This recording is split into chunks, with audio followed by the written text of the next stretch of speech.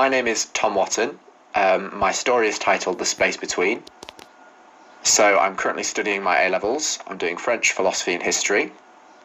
I'd say that the experience I've had with school, especially in lockdown, has definitely influenced this story and almost inspired it. And also the experiences of my friends and family and what they've told me has been a great aid to that.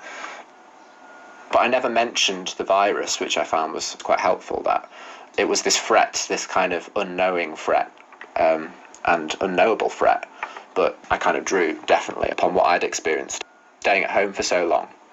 So my mum had breast cancer and we had to completely isolate for about 3 or 4 months. So that meant no going out or seeing anyone. And all I really saw was that computer screen in that dark room, and it was a really awful time. So I thought I could use that and make it into something that other people could empathise with. I at least attempted to share it with as many people as I could, because I felt it was a story that could maybe help people not feel so alone, because I feel like the ideas of loneliness and the ideas of solitude are ones that are affecting a lot of people at the moment. Even now we're seeing the end, or might be seeing the end of the pandemic. I feel like that solitude, that loneliness is something that plays a part in everyone's life at some point.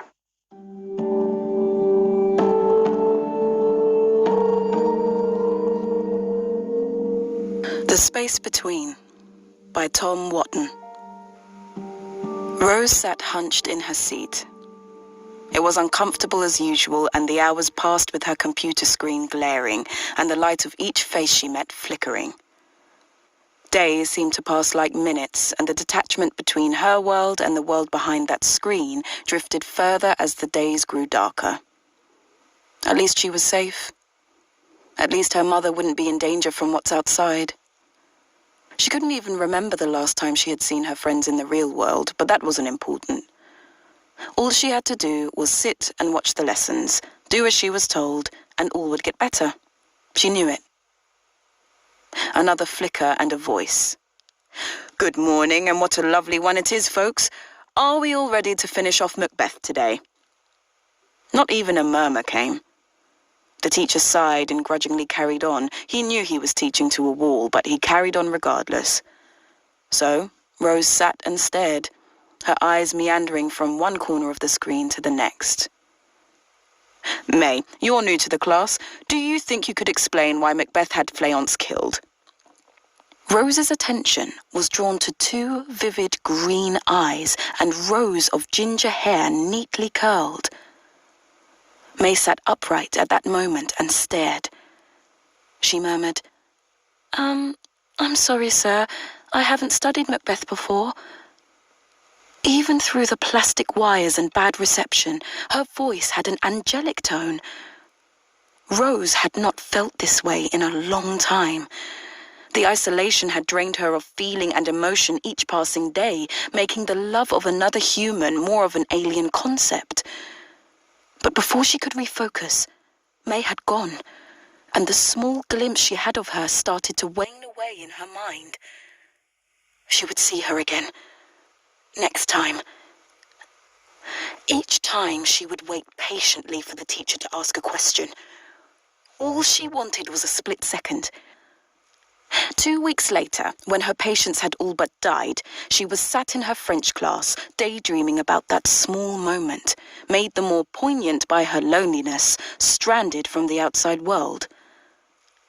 "Hello, class. We're going to be doing some speaking today, so I'm going to send you into teams of 2.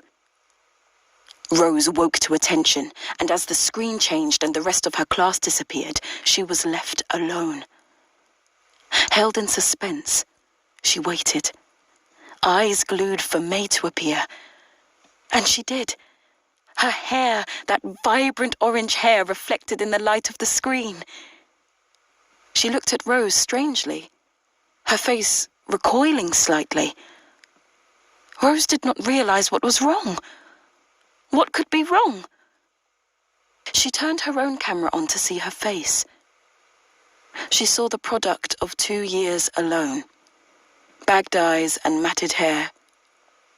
Her room a mess of discarded plates, cups, and dirty clothes.